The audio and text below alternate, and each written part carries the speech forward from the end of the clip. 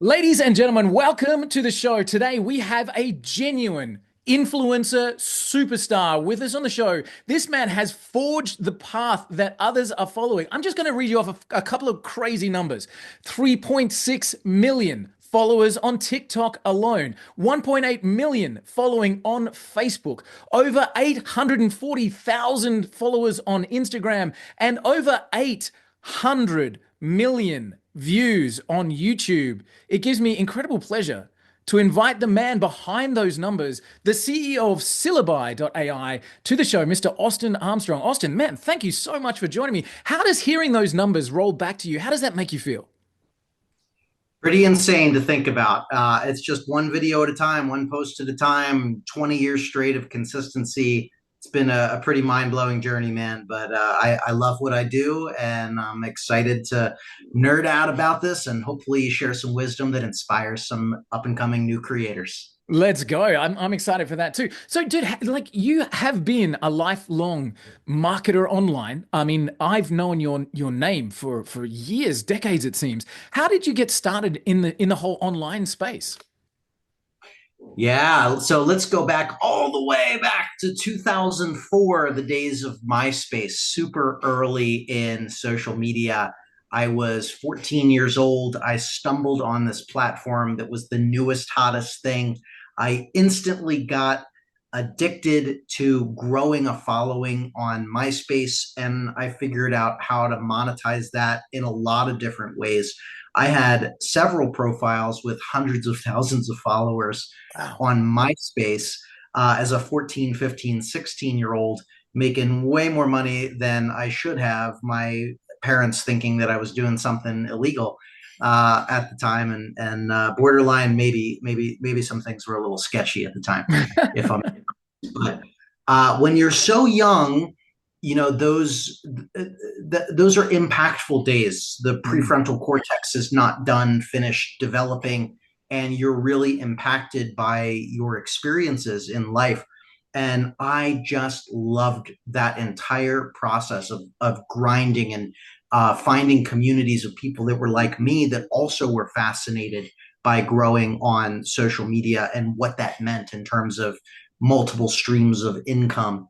And I more or less have done it ever since. Now there was a little bit of a down period where it wasn't a full focus in my career because if I'm being honest, nobody told me that this was a career path. It worked for a while, and then I stumbled back into it about 11, almost 12 years ago when I moved out to California, started an internship at a video marketing agency. And now I've been very, very consistent with video and social media for 11, 12 years since.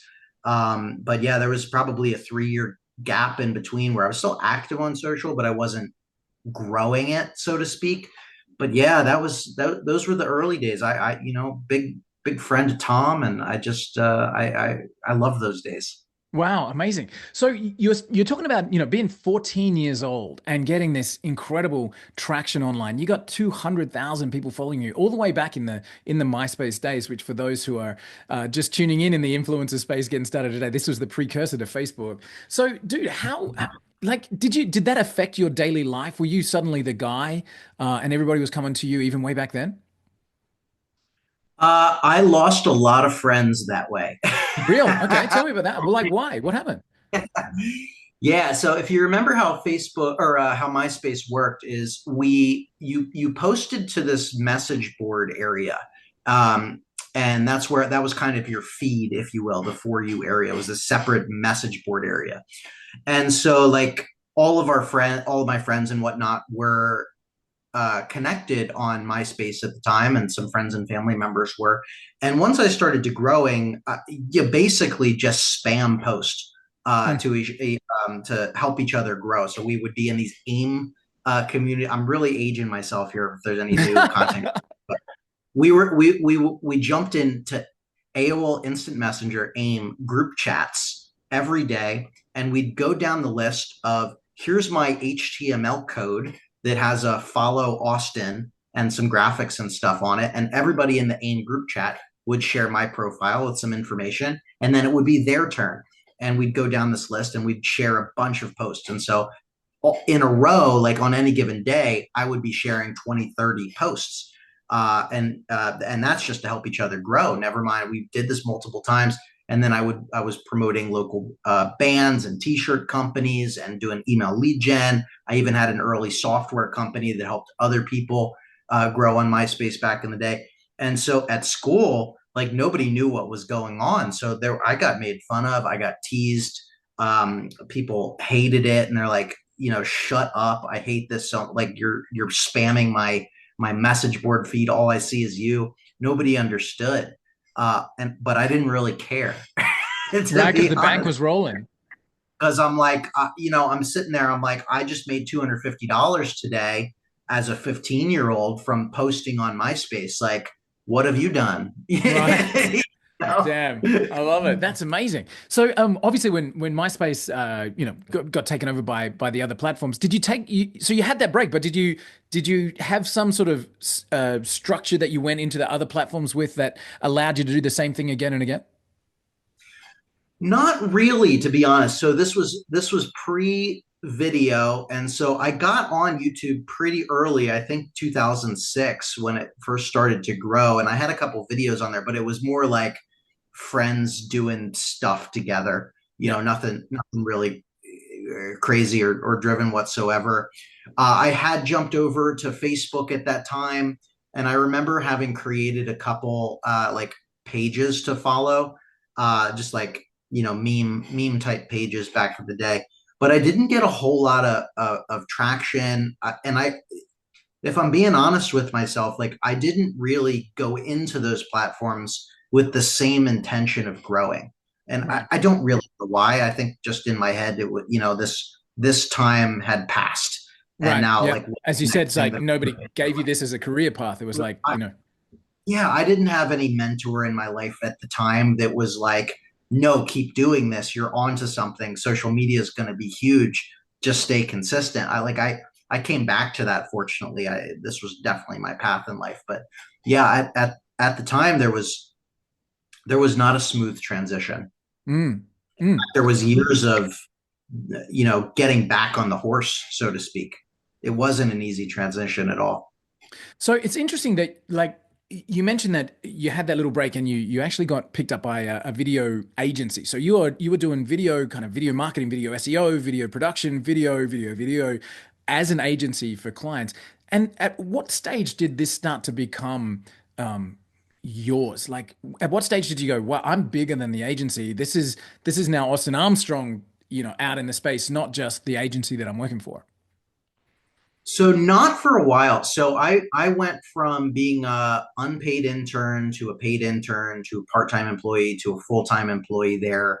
I had one video that did about 5 million views that was my idea on that channel.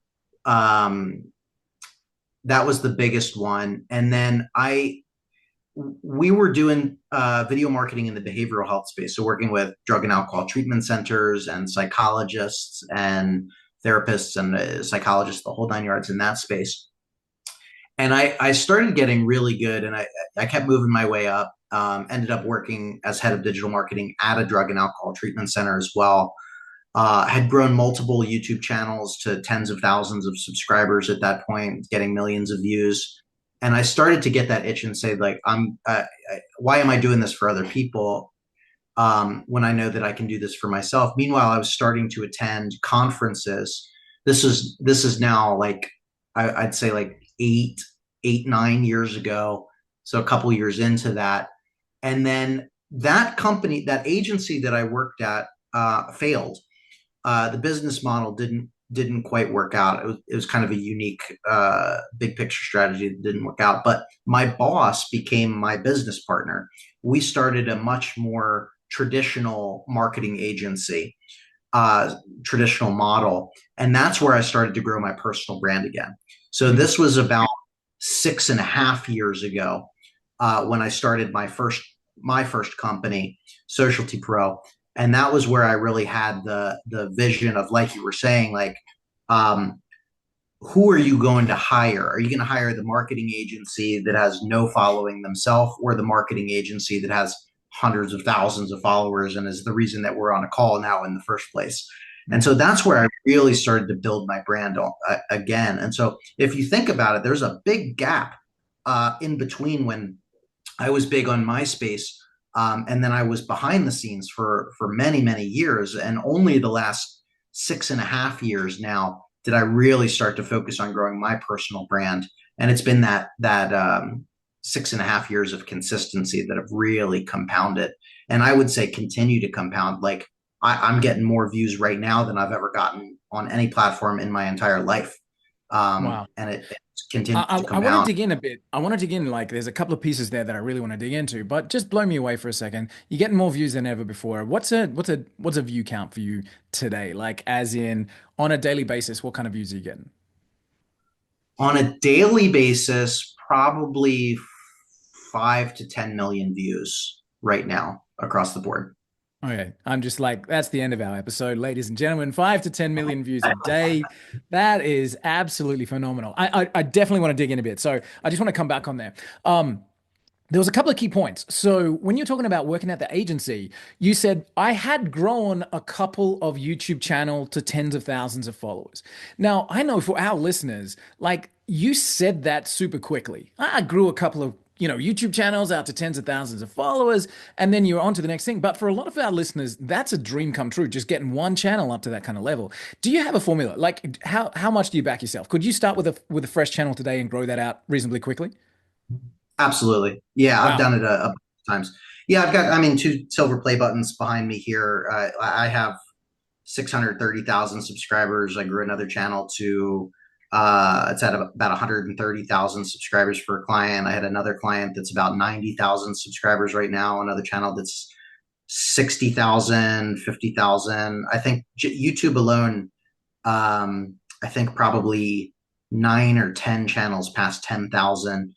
Um, there's definitely repeatable formulas. Shorts just have been crushing the last several years in particular. I have really good shorts strategies that have worked for me that I can get in the weeds if you want. But even before shorts rolled out, um, SEO on YouTube is the Yep. game.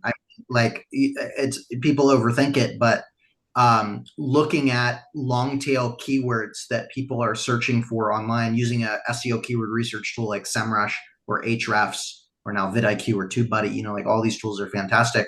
And then finding those gaps of a lot of search volume, but not a lot of competition. And even if there is competition on it, maybe there hasn't been videos on that particular topic in 2+ years. So there's still a lot of searches, but there's no new fresh content on it. And then just sort of breaking it down, like because I come from an SEO background as well. And so SEO on YouTube really worked out. So maybe here's the broad oriented topic, and then it would be interview style. And so if this is, so for instance, like in the drug and alcohol treatment space, we would do opioid addiction. Like what is opioid addiction might be a particular topic. And Mm. then you ask that question first, expert answers it for 2 minutes. And then you have a second question in there that's also an SEO keyword research that's like opioids versus benzodiazepines, which in and of itself is a keyword research term there.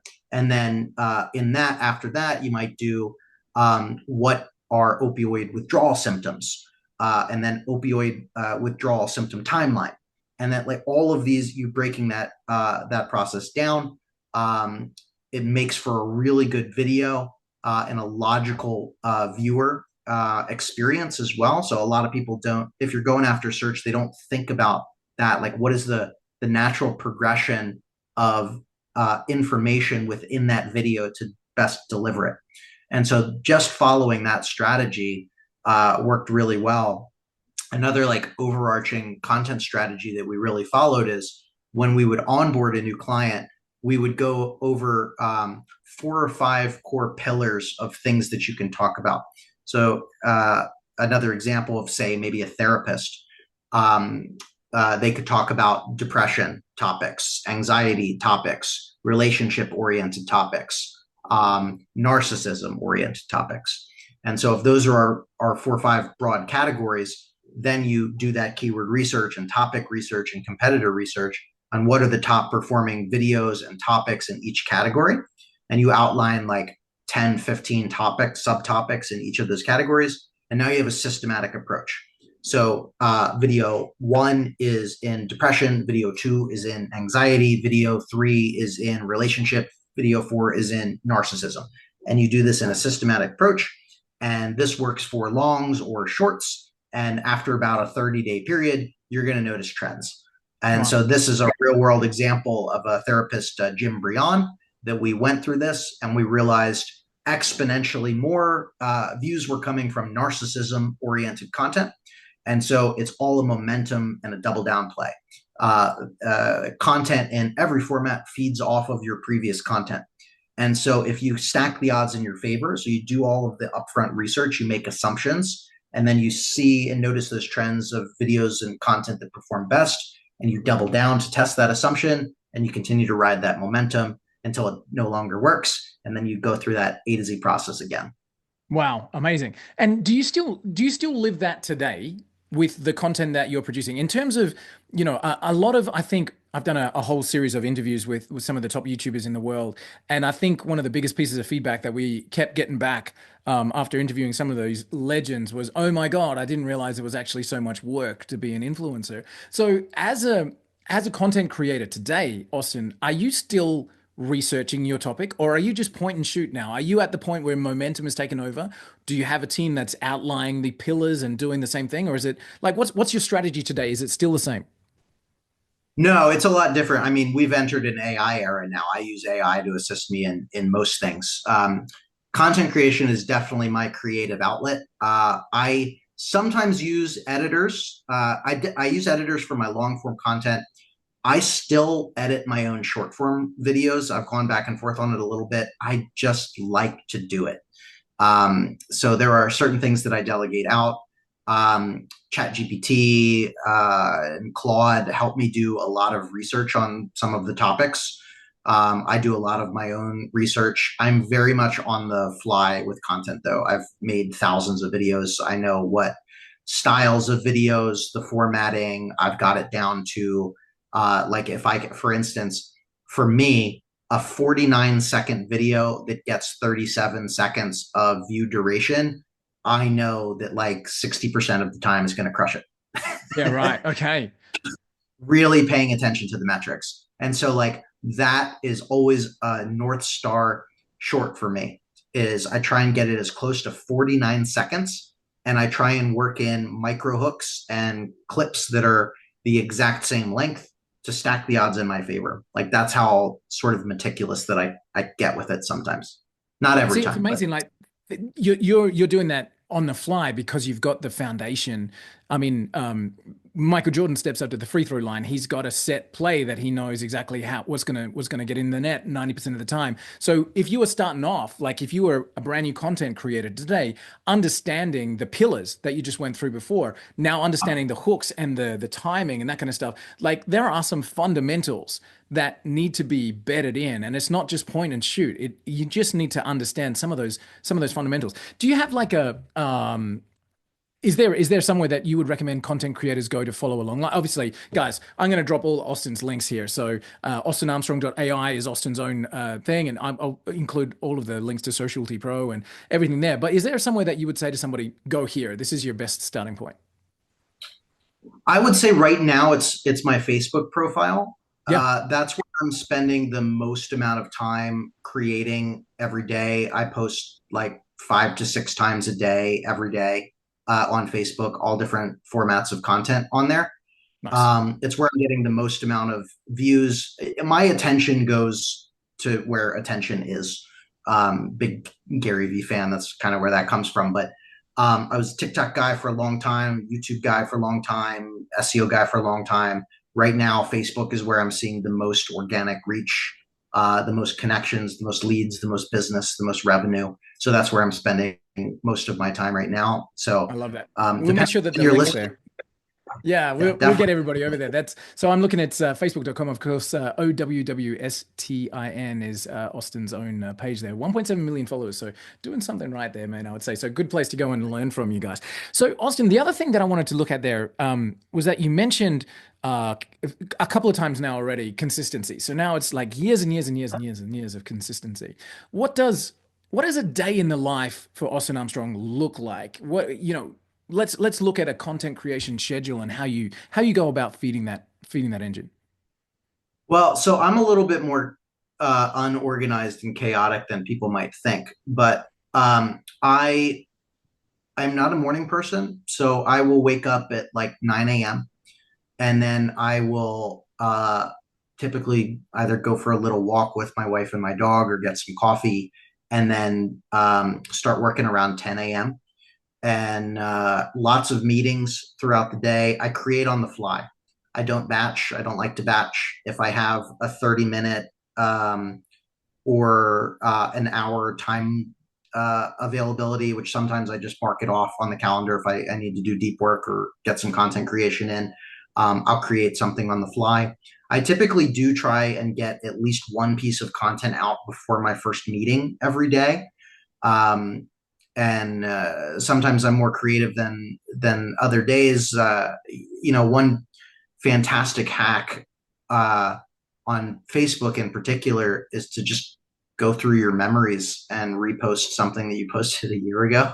Yeah, right. Of You course. know, the power of consistency is you build up a backlog of content that you can repost. Um, I'm also a huge advocate of reposting your top performing content. uh, Remember that you are the only person that sees every single post that you put up. And so if I had a banger from last month that did 50 million views or whatever, guess what? I'm going to repost that thing. Yeah, for sure. And Would you it reshoot it might, or would you just like repost that same content?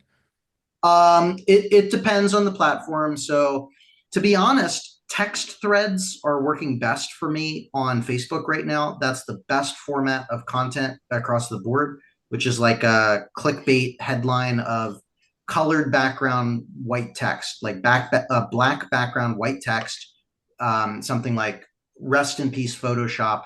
Here's 5 AI tools to generate images amazingly," right? And then down arrow, and then in the comments will be the 5 different tools and a Yeah. call to action or something like that. Like that format just crushes. There are some nuances of reposting videos on different platforms. Facebook doesn't like it, so I don't repost them. They're the biggest uh, platform that's dinged me for reused duplicate content. So I don't do that. Instagram, I have no problem reposting videos. In fact, I recommend posting them as trial reels. Right now, trial reels is a fantastic feature to test your top performing content against people that have never followed you and never seen your content before. Yeah. TikTok doesn't really care. YouTube doesn't really care for shorts. They definitely care for long. And so just some little nuances, but um, and then lots of meetings all day. And then I typically will work until 10 o'clock at night, something like that. So it ends up being like a 11, 12 hour day. Um, but a late start for sure. And then Mm. I'm more of an evening person. So I sort of hit a groove around 7, 8, 9, 10 p.m. I have to sort of stop, like force myself to slow down. So that's when it really kicks in for you, like the Yeah, just the flow, and you're like, okay, hang on a second, I could be here until 4 o'clock in the morning if I kept following this thread. Yeah, I know the feeling. absolutely. That's kind of my flow state is in the evening. Some people are morning people. I am not. I am just slow ease in all day, and then Power eight up at the 9. end. Yeah, yeah, I exactly. love it. I love it. I love it. So as we're recording this is mid 2025. As we're recording this, you have been now at the helm of an incredible tool with Syllabi just for 2.5 years. You started up this amazing AI based video application, and of course, you're one of the pioneers in the space. There's been a lot that's come after you, but how is Syllabi now reflected in your daily life as a content creator and as a CEO of a powerful AI company? Like, how do you balance those two things together? Well, it's been an amazing journey. I mean, this is my second company, my first startup. So it's a really unique new space for me, even though it's been, 2.5 years since we launched, 3 years since I've been working on it. I love it. I mean, I took everything that I just said, basically the A to Z process of doing keyword research and creating content and staying consistent, and I turned it into Syllabi to help other people have all of the right topics and ability to create consistently across an omni-channel approach, every social media platform. I use it. I love it. I create. I manage. I manage three faceless YouTube channels, and our team in general across the board, we manage like 50 faceless YouTube channels. And it's honestly just inspiring to see people in our Facebook community and online every single day start to create videos, and are monetized, and they've never been able to get out of their own way to start creating content before. And so that's what really inspires me. Um, but how I'm able to balance them is through delegation, is the Yeah, of real course. answer. Yeah, There's a great book that came out a year or two ago now, Buy Back Your Time by Dan Martell. brilliant. Love One it. of my favorite recent books. And there's like one big concept in that book of time inventory, where you just, from the moment you wake up until the moment you go to sleep, for like a week straight or 2 weeks straight, if you can make it that far, just put a start time and an end time, list the task out, and then rate it as well, of how much enjoyment does it bring you, how much is it worth of your time, do you like doing it, do you not like doing it, grade all of this out, and then start to figure out like what can you delegate out to other people so that you can buy back more of your time to Mm. focus on what brings you the most enjoyment and what gets you the most positive ROI. And for me, what I get the most ROI on and the most enjoyment out of is content creation and doing amazing podcasts like this with you and doing public speaking engagements. I love that stuff. That is my zone of genius. That's where I come alive. And so I brought on multiple business partners to focus on things that I am not good at. We have a pretty sizable team now. We're over 20 people, so that I can hyper focus on doing what I'm good at, and it's marketing and what I love to do. So that's kind of the balance in the day to day.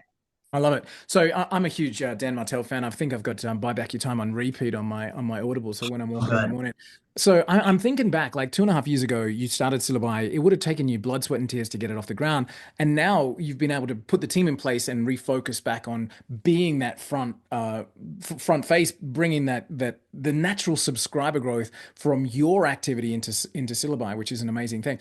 So for all our listeners, for the people that want to be influencers, who are influencers, and they're getting started with that kind of world, you monetize your fame.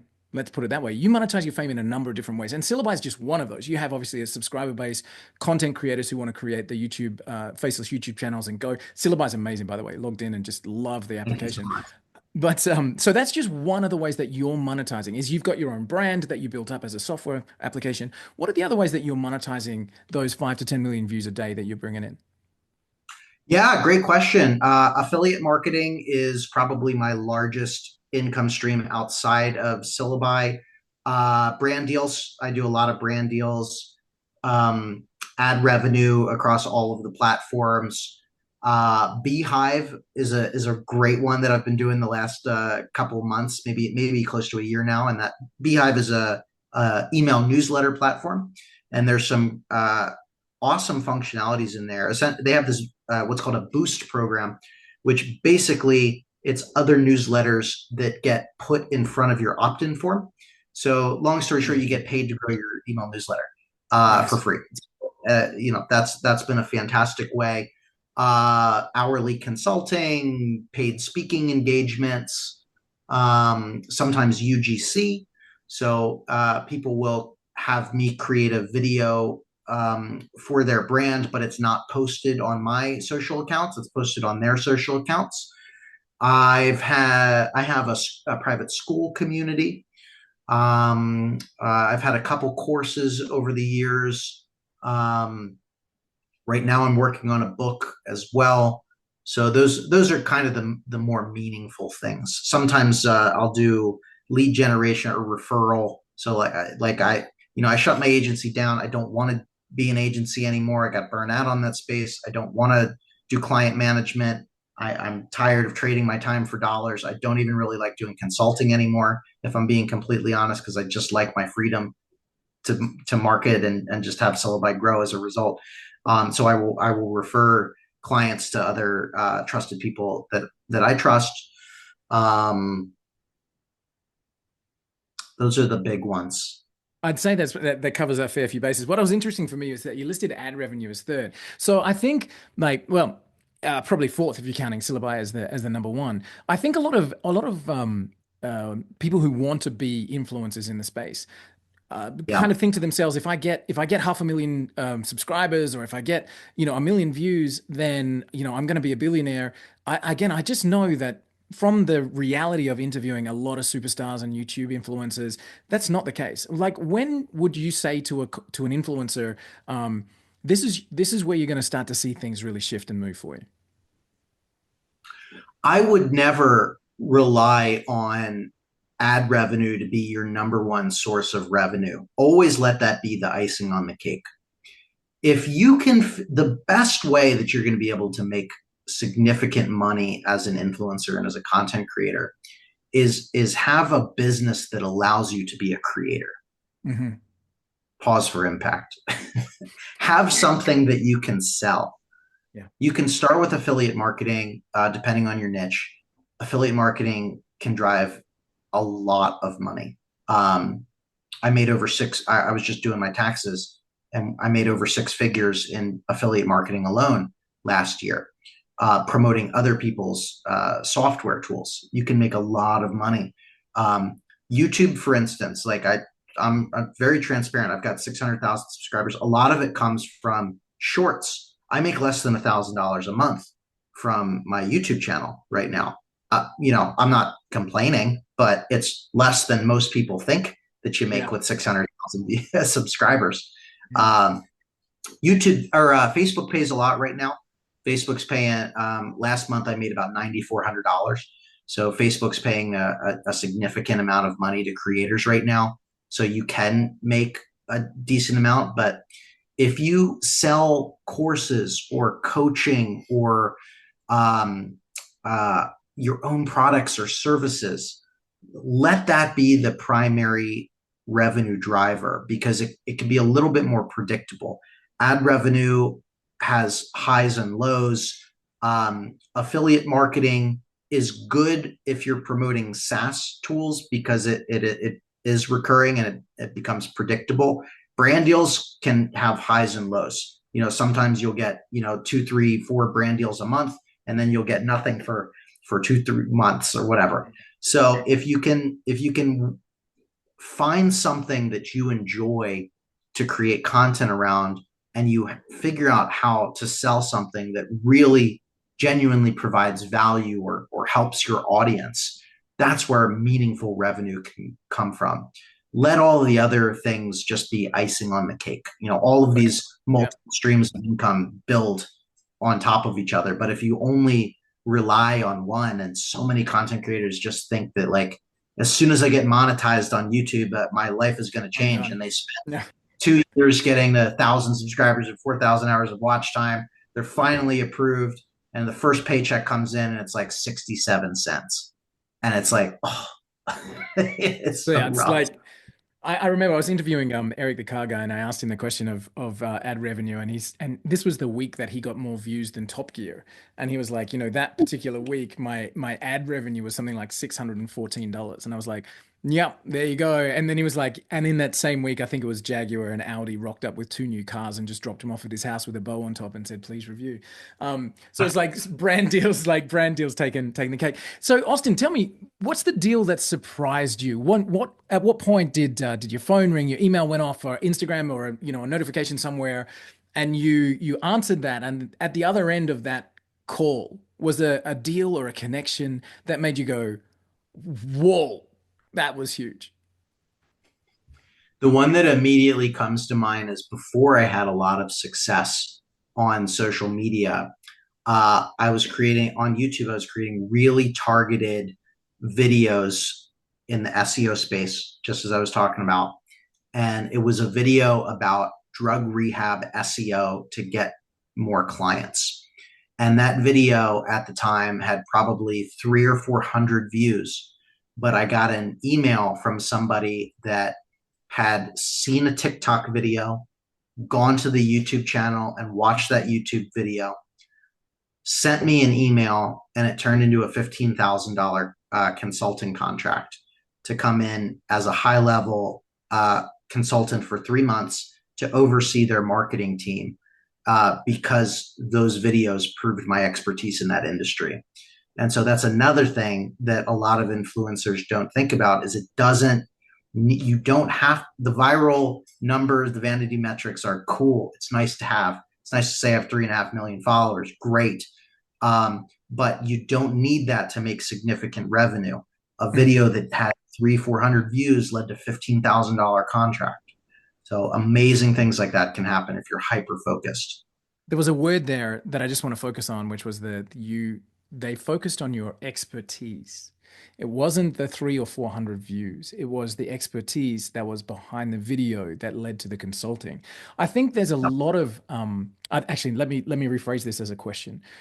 How do you feel an influencer becomes an influencer? When we're talking about expertise, there are so many niches out there. There are so many amazing, incredible content creators that have built amazing followings in everything from cooking to business to SEO to makeup. Like there's just an infinite number of different things. How does an influencer create that expertise that allows them to generate the following? Know, like, and trust. Sure, It's almost absolutely. cliche. You have to show up consistently, so they have to know you. They have to like you based on your personality and how you deliver and consistently make an impact in their lives. And they have to trust you. Mm, Trust is the most important factor into being an influencer. If you're trying to influence somebody to make a purchasing decision, they have to trust you. It's not good enough to just put an offer out there and think that it's going to just magically turn into dollars. No. Think about it from your perspective. Have you ever just bought something from someone never, like, you've never seen this person post anything before? Are you going to buy it on the spot the first time? No, probably not. Why would I buy this thing? I don't want to waste my money, right? So it takes that consistency of showing up, providing value for free over and over again, proving your worth, staying consistent over and over and over again. Just deliver incredible free value. You can sell the implementation. But if jab, jab, jab, right hook, another Gary Vee reference there, just like 80-90% of the content that you create should just be free, amazing value. Truly try to make a positive impact in the lives of who your audience is. And that's how you build influence. I love it. That's how you're able to sell things. I love it. Dude, how do you feel about being referred to as an influencer? I think it's a little silly, to be honest. I don't call myself an influencer really. I'm just a content creator. Um, I think it does more harm to, or like it inflates my ego more than it should. It's cool. Don't get me wrong, but I don't know. I feel a little, to be honest. Does it weigh on you? Do you have a heaviness that comes with the responsibility of millions of people understand or see your post 5 to 10 million views a day? Do you feel responsibility behind that? No, I'm authentically myself in person and online. And I've made, people have asked me that question of should you use that reach to do something in the world? Um, I could get into politics. I don't want to get into politics because I personally don't care about politics. Thank Sorry, God. even that controversial thing. Yeah. I don't care. I'm just trying to grow a business. But Yeah, I right. could put, I could. um, rock the boat. But that's not what my content is about. You don't come to my page for that. You come for infotainment. I'm a corny guy. I do sketch videos and stuff like that, but it's all about digital marketing and AI and using these latest tools. It would isolate and completely take away from the work that I've done by talking about a topic like that. And so, no, it doesn't weigh on me. And I stay in my lane, and I like to stay in my lane because I don't even want to talk about these things in real life, to be honest. Yeah, So, nice. I like it. I like it. Dude, I'm so conscious of your time and I'm really very, very grateful for the chance to hang out with you for a little bit. So I've just got a couple other questions that I just want to dive into a little bit. So sure. let's talk about AI for a second. So obviously Syllabi.ai, guys, you can head over and find out about Austin's own creation platform there, which is incredible. How is AI changing, shaping you as an influencer? How is it affecting other influencers and content creators moving forward? Like it's a really big space right now. It is the biggest shift in technology since the internet itself. And I've seen all of these platforms come and go. I've seen these trends. Um, like I'm a little bit into the crypto space just privately, but like NFTs like kind of came and went, right? Like Web3 like is still a thing, but like it's not, there's no practical immediate use cases for the everyday person, unlike AI. AI, why this boomed and why it continues to grow is there is immediate practical use cases in becoming every aspect of our life, largely online and digital. It's becoming more and more ingrained into hardware, which I think is going to be the next big evolution, next transition. um, it allows me to ideate faster. It allows me to create more, better, faster. It allows me to stay more consistent and be more productive and do deep research on things that would have taken me countless hours. Before I sign a contract, I pass it through AI to see if there's any immediate red flags as a first pass. It is integrated into my calendar. It's integrated into every aspect of my life. I talk to ChatGPT on a pretty much daily basis now. And it's only getting better and better. And like I've been loving, just from a content topic perspective as well. Like I started to create content years ago on useful websites for business owners and entrepreneurs.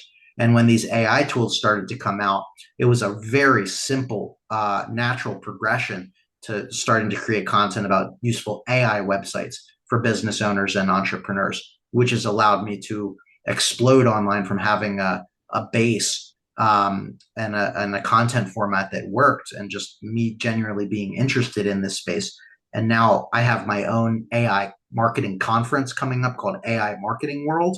If anyone's interested, aimarketingworld.co. It's going to be in Dallas, Texas, October 9th through the 11th. Shameless little plug there. But Nice. I'm an AI startup founder now. I'm an AI content creator. I spoke at Duke University as a lecturing professor about AI and entrepreneurship.